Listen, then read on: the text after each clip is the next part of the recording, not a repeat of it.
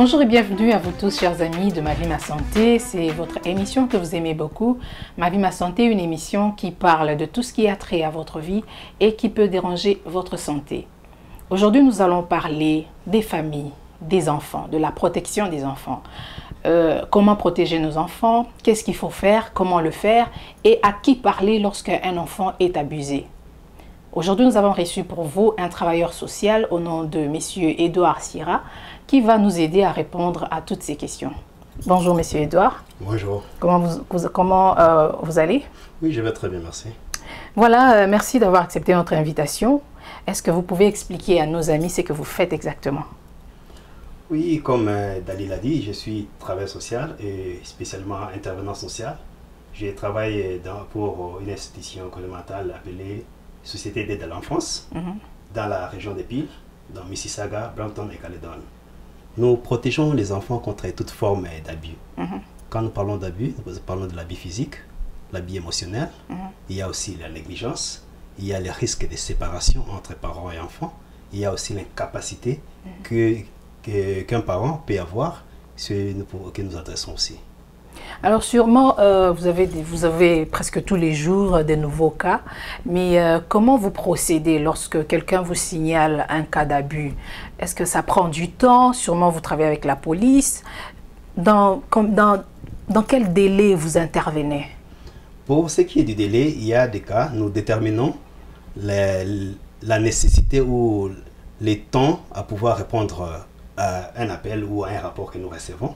Il y a des cas quand c'est immédiat, nous sommes demandés, selon que les ministères des services à l'enfance et à la jeunesse nous a donné mandat de pouvoir répondre dans une échéance de 12 heures. Okay. Mais si ce n'est pas un cas échéant, un cas immédiat, nous avons 7 jours pour répondre, pour rencontrer la famille et conduire l'investigation. Okay. Est-ce que c'est dans tous les cas que vous retirez les enfants de leur famille?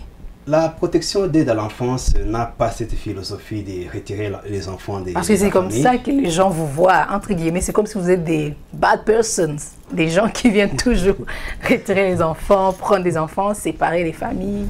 Nous ne séparons pas les familles. La politique ou la vision est de pouvoir protéger les enfants, mais dans leur famille. C'est-à-dire que nous travaillons avec les parents. Pour protéger un enfant, il faut d'abord travailler avec ses parents.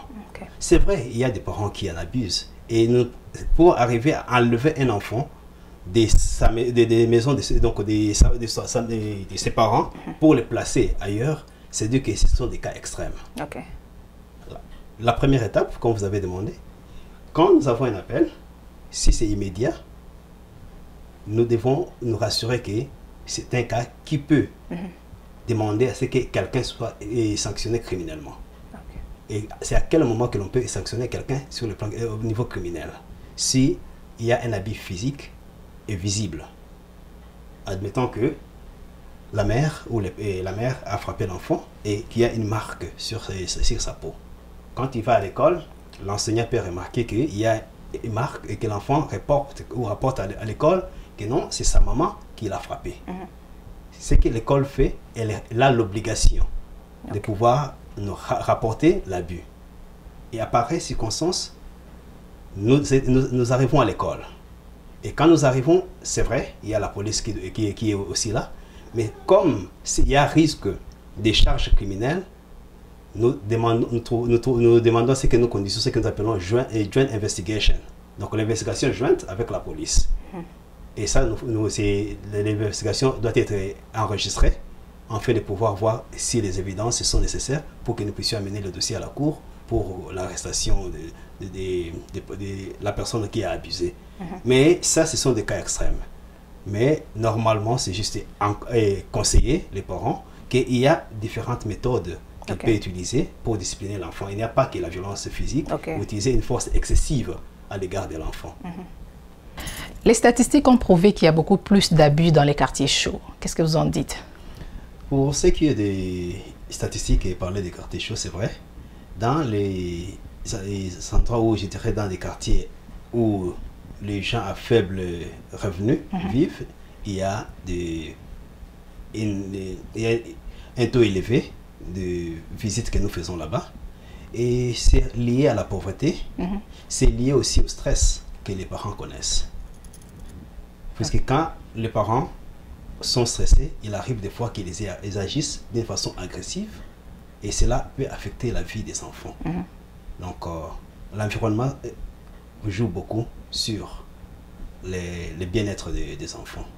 Ok. Alors, comme vous avez parlé des cas extrêmes, vous retirez l'enfant de sa famille, mais est-ce qu'il y a un délai pour ça? Est-ce que dans combien de temps vous pouvez retourner cet enfant-là dans sa famille? Okay, d'abord, quand on parle de retirer l'enfant de la famille, je vais un peu clarifier. Ok.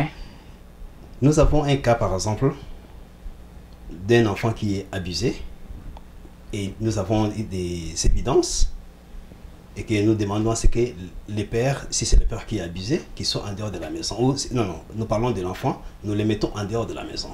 Mais avant d'abord d'arriver à cette étape, il y a ce que nous appelons kinship. Le kinship, c'est-à-dire que la famille va devoir nous dire s'il y a un membre proche où il pense que nous pouvons placer l'enfant. Il peut s'agir des membres de famille ou un proches, oncle, une tante. Oncle, tante ou même famille, amie. Ok. S'il y a un ami de famille où vous pensez que nous pouvons placer l'enfant. Quelqu'un de confiance. Oui, nous plaçons l'enfant là-bas et nous assistons la famille. Nous rassurons que la famille, et donc quand nous allons remettre l'enfant, l'enfant ne sera pas abusé. C'est-à-dire qu'il y a un programme que nous allons demander à ce que la personne qui est abusée puisse suivre, en fait de comprendre que la procédure ou la méthode utilisée n'a pas été correcte. Donc il y a d'autres alternatives pour pouvoir discipliner l'enfant si l'enfant s'est mal comporté. Et si c'est le père qui s'est mal comporté? Oui, si c'est le père qui s'est mal comporté, d'abord on demande à ce que le père sorte de la maison en attendant et on lui connecte avec des services, par exemple si c'est question de la colère, comment il doit gérer la colère, et après qu'il ait fini donc cette session, il y a toujours moyen qu'il puisse revenir à la maison. Donc nous ramenons ça à la cour. Donc il y a toute une procédure. Oui, il y a une procédure, oui. Mais quand est-ce que vous jugez alors que, ok, c'est bon, l'enfant peut retourner, ou bien le père peut retourner? Il doit suivre le programme jusqu'à la fin, n'est-ce pas? Oui, normalement, il doit suivre le programme pour nous rassurer que l'abus ne va plus se répéter. Et pendant qu'il travaille avec l'assistance sociale, donc l'assistance sociale doit aussi constater qu'effectivement, il n'y aura pas d'abus. Ok. Maintenant, parlons des familles d'accueil. Est-ce que ce sont des gens qui se portent volontaires ou bien comment ça se passe? Comment on devient une famille d'accueil? Toute personne peut se présenter comme disposée à pouvoir recevoir les enfants, mais néanmoins il y a une procédure, parce que nous devons nous rassurer que vous n'avez pas l'historique d'abus et que les enfants, là où nous allons les placer, ils seront en sécurité. C'est-à-dire qu'il y a une étude qui doit être faite avant de pouvoir être considéré comme une famille, donc parents ou une famille d'accueil. Est-ce que la personne doit être en couple, ça doit être une femme et un homme, ou bien même une personne célibataire peut aussi se porter garant? Pour parler en couple, s'il n'y a pas une condition sine qua non disant qu'il doit nécessairement être mari et femme, mais tant que la personne présente des dispositions nécessaires, normales, et que nous rassurons que elle peut bien prendre soin de l'enfant, il peut toujours être une famille, donc peut toujours servir d'accueil. Ok, il y a un sérieux problème au sein des communautés, parce que je ne peux pas dire seulement une seule communauté. Nous voyons des cas, une femme avec des enfants qui se remarie et l'homme commence à abuser des enfants sexuellement. La femme, la mère, a peur de dénoncer son mari, de peur de briser son mariage. Alors, dans ces cas, qu'est-ce qu'il faut faire? Les amis sont au courant, la famille est au courant. Est-ce que tout le monde peut reporter un cas? Merci beaucoup pour la question. C'est que la communauté ne connaît pas, c'est que tout citoyen ou tout résident au Canada est demandé à pouvoir reporter. Pourquoi nous demandons à ce qu'il puisse reporter? Admettons que vous voyez comment l'enfant est abusé sexuellement et qu'après-demain, vous entendez que cet enfant, suite à cette émotion ou à ce qu'il subit, l'enfant est décédé. Comment est-ce que vous allez vous sentir? C'est-à-dire que vous pouviez aider à arrêter un fléau, mais vous ne l'avez pas fait. Donc si la tante, l'oncle ou les voisins connaissent la situation, il peut toujours nous appeler. Et quand il nous appelle, ce n'est pas à dire qu'il nous appelle pour que nous puissions acquiser. Nous sommes des travailleurs sociaux. Un travailleur social et un travailleur social a l'obligation ou a le mandat de pouvoir aider, assister l'homme à sortir d'une situation donnée pour une situation qui est acceptable dans la société. Si le père est en train d'abuser les enfants de sa nouvelle femme, je pense que c'est question de pouvoir parler au père. Et c'est vrai, si c'est question d'abus sexuel, il y a les charges criminelles qui vont en découler, mais il y a un programme que nous allons lui donner. Parce qu'il peut se faire qu'il est fait, mais vous ne savez pas à quelles d'autres personnes subissent le même problème. Ou quelles sont les répercussions que cette situation a sur l'enfant. Alors pour arrêter cela, c'est mieux de reporter afin de pouvoir aider la famille et aider les enfants à ne pas continuer à être abusés. Alors pour reporter, est-ce qu'il faut appeler les 911 ou bien appeler vous, les services sociaux? Nous avons un numéro que vous pouvez appeler, vous nous appelez et vous reportez. C'est vrai, il y aura des questions, comment vous pensez que l'enfant est abusé, qu'est-ce que vous avez constaté. Tout comme si vous appelez la police, à tout moment que la police descend sur un lieu, dans une famille ou un lieu où il y a, ils sont appelés, s'il y a un enfant de moins de 16 ans, ils sont dans l'obligation de pouvoir nous contacter. Parce que, comme j'ai dit, le ministère des services à l'enfance et de la jeunesse nous a donné mandat à protéger les enfants de 0 à 16 ans ici en Ontario. Ok. Mais un enfant qui ne sait pas, par exemple, parler, un petit enfant de 2 ans, qui va dans une garderie et qui se bat, par exemple, avec ses amis, dans ce cas-là, qui est fautif? L'enfant est un peu turbulent. Qu'est-ce qu'il faut faire? Est-ce que le gardien ou la gardienne de l'enfant doit appeler le service social? Qu'est-ce qu'il faut faire? Ou bien il doit parler seulement aux parents? Parce que l'enfant, c'est un petit enfant qui ne sait pas parler, rien du tout. Oui.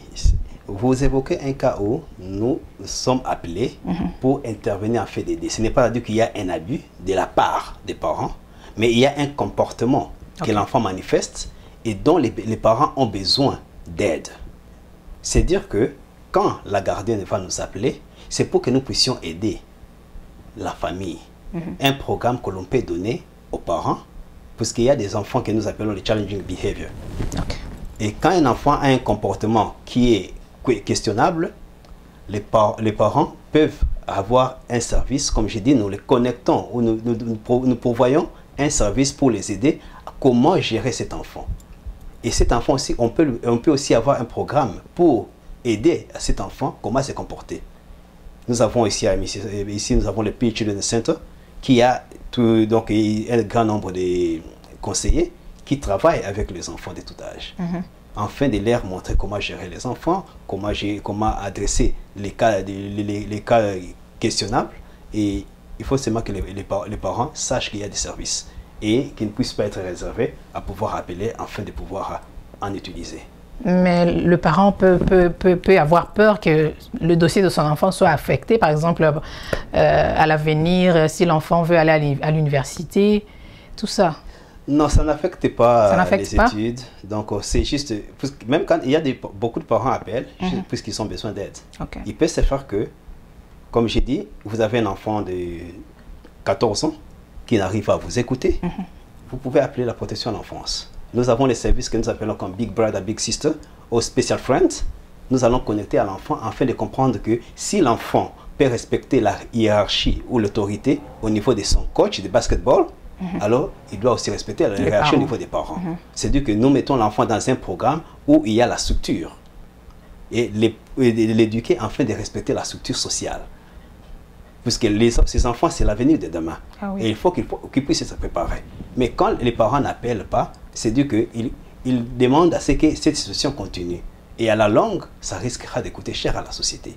Raison pour laquelle nous avons toujours dit que quand il y a un problème, demande appelle. Les services de la protection de l'enfance, spécialement ceux des régions de Pile, est disposé. Nous travaillons dans une approche anti-oppressive. Nous nous rassurons que la façon dont nous travaillons, nous n'opprimons pas les gens avec qui nous travaillons et pour qui nous travaillons. Je dis les gens avec qui nous travaillons et pour qui nous travaillons. Puisque c'est à cause d'eux que nous travaillons. Okay. Alors, nous devons nous rassurer que nous donnons un bon service. Et ce bon service, c'est de pouvoir nous poser la question, est-ce que j'ai fait le service social comme dit? Et là, cette question de savoir si j'ai fait le service social, c'est de se rassurer que les services que j'ai pourvus aux gens avec qui je travaille et pour qui je travaille, ils l'ont bien reçu.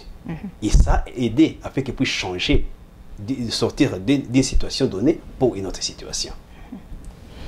En tout cas, merci beaucoup, Monsieur Edo, parce que ce sont des informations que beaucoup de gens ignorent et je suis sûre que tout ce que vous avez dit va vraiment aider les familles qui nous suivent en ce moment. Alors, comment est-ce qu'on peut contacter? Vous nous avez parlé d'un numéro des services sociaux, est-ce que vous pouvez les donner? Oui, les numéros que vous pouvez utiliser pour nous appeler, c'est le 905 363 6131. Vous appelez ces numéros, nous travaillons 24 heures sur 24 heures et il y a une équipe qui reçoit les appels. Vous nous contactez, vous présentez les dossiers que vous pensez ou votre rapport. Nous allons nous descendre sur les lieux et nous rassurer que l'enfant qui est abusé est maintenant protégé. Nous sommes ouverts 24 heures sur 24 heures. Alors, un conseil à donner à tous nos amis qui nous suivent avant de nous séparer?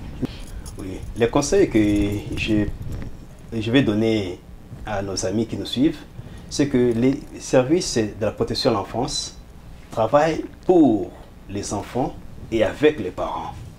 Et quand il y a un abus, ça peut être un abus physique, un abus émotionnel, ça peut être un cas de capacité d'un parent, ça peut être risque de séparation puisque les parents ne s'entendent pas avec un enfant.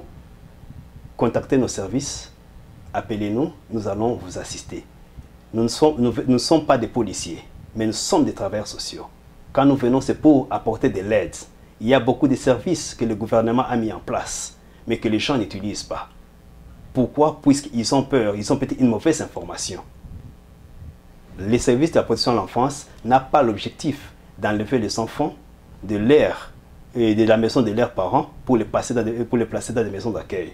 Mais bien au contraire, c'est de pouvoir assister les familles afin que l'enfant puisse recevoir une protection au sein de sa famille. C'est pour ça que nous sommes là et c'est pour ça que nous travaillons.